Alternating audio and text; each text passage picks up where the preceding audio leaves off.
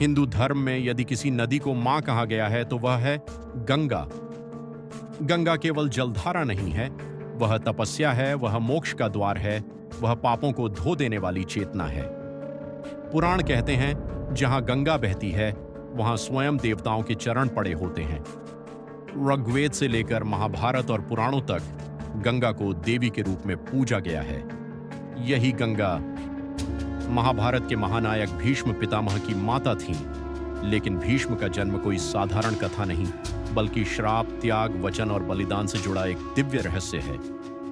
आज की इस डॉक्यूमेंट्री में हम जानेंगे गंगा देवी का स्वर्गीय स्वरूप, वसु देवताओं का श्राप, राजा शांतनु और गंगा का विवाह, 7 पुत्रों का रहस्यमय अंत, 8वें पुत्र देवव्रत का जन्म और कैसे देवव्रत बने, भीष्म पितामह स्वर्ग में घटित वह घटना जिसने धरती का इतिहास बदल दिया, प्राचीन काल की बात है। स्वर्गलोक में इक्ष्वाकु वंश का एक महान राजा था, राजा महाभियोग। अपने तप, दान और धर्म से उन्होंने स्वर्गलोक की प्राप्ति की थी।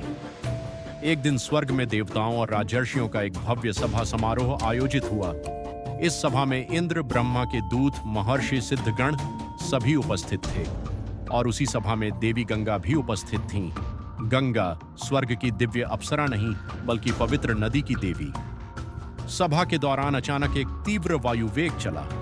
उस वेग से गंगा देवी के वस्त्र कुछ क्षणों के लिए खिसक गए। सभा में उपस्थित सभी देवताओं और ऋषियों ने तुरंत अपनी आंखें नीची कर लीं, लेकिन राजा महाभियोग अपनी दृष्टि नहीं हटा पाए। यह दृश्य उनके मन में विकार उत्पन्न कर गया। गंगा देवी को यह अपमानजनक लगा। उन्होंने क्रोध में आकर राजा को श्राप दे दिया, तुम्हारा मन अधर्म की ओर गया है, इस कारण तुम्हें स्वर्ग से पृथ्वी पर जन्म लेना होगा। लेकिन जब जब तुम गंगा पर क्रोध करोगे तब तब इस श्राप से मुक्ति का मार्ग खुलेगा। ब्रह्मा के आदेश से राजा महाभियोग पृथ्वी पर जन्म लेने को विवश हुए और उन्होंने जन्म लिया हस्तिनापुर के राजा शांतनु के रूप में। राजा शांतनु और गंगा का दिव्य मिलन समय बीता। राजा शांतनु एक दिन शिकार खेलते खेलते गंगा नदी के तट पर पहुंचे। वहां उन्होंने देखा एक दिव्य, सुंदर, तेजस्विनी स्त्री नदी के किनारे खड़ी है। उसके मुख पर शांति, नेत्रों में गहराई और देह से दिव्यता झलक रही थी। राजा शांतनु उसे देखते ही मोहित हो गए। उन्होंने उस स्त्री से विवाह का प्रस्ताव रखा। वह स्त्री बोली, मैं आपकी पत्नी बनने को तैयार हूं, लेकिन एक शर्त है, आप कभी भी मेरे किसी कार्य पर प्रश्न नहीं करेंगे, न ही मुझे रोकेंगे। जिस दिन आप ऐसा करेंगे मैं तुरंत आपको छोड़ दूंगी। राजा शांतनु ने उस शर्त को स्वीकार कर लिया और इस प्रकार राजा शांतनु और देवी गंगा का विवाह हुआ। 7 पुत्रों का जन्म और उनका रहस्यमय अंत विवाह के बाद राजा शांतनु और गंगा सुखपूर्वक रहने लगे। समय आने पर गंगा ने एक पुत्र को जन्म दिया, लेकिन जन्म के तुरंत बाद गंगा उस बालक को गंगा नदी में प्रवाहित कर देती। राजा शांतनु यह दृश्य देखकर अंदर ही अंदर टूट जाते, परंतु वचनबद्ध होने के कारण वे कुछ नहीं कहते।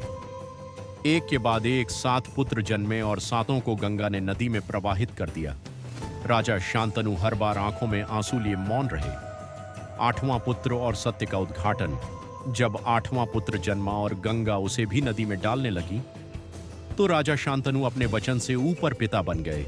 उन्होंने गंगा को रोक लिया और पूछा, तुम यह क्या कर रही हो? आखिर ये बच्चे कौन हैं? तभी गंगा बोली, राजन, मैं कोई साधारण स्त्री नहीं, मैं देवी गंगा हूं और जिन पुत्रों को मैंने प्रवाहित किया वे 8 वसु थे। वसु और वशिष्ठ राशि का श्राप महाभारत के आदि पर्व के अनुसार एक बार 8 वसु अपनी पत्नियों के साथ मेरु पर्वत पर विहार कर रहे थे। वहीं महर्षि वशिष्ठ का आश्रम था। उस आश्रम में नंदिनी नाम की दिव्य गाय रहती थी। वसुदेव ने अपनी पत्नी की इच्छा पर अन्य वसुओं के साथ मिलकर उस गाय का हरण कर लिया।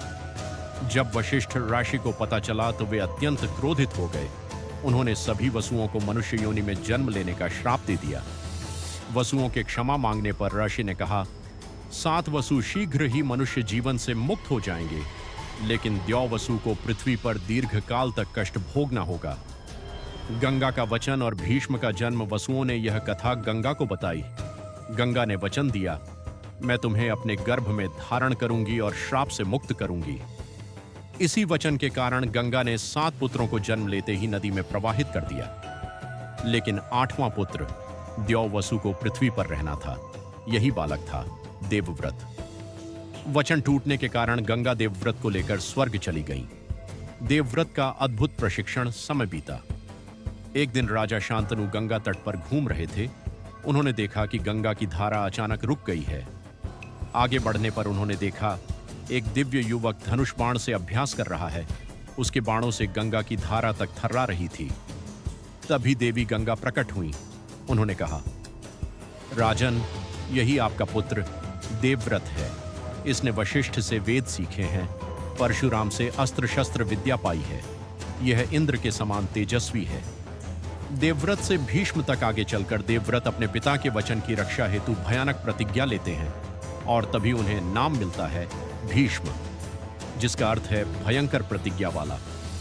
भीष्म न केवल महाभारत के पात्र हैं, बल्कि धर्म, त्याग और वचन के जीवंत प्रतीक हैं। और उनकी माता देवी गंगा आज भी हर बहती धारा में हमसे कहती हैं, मैं केवल नदी नहीं, मैं धर्म की धारा हूं।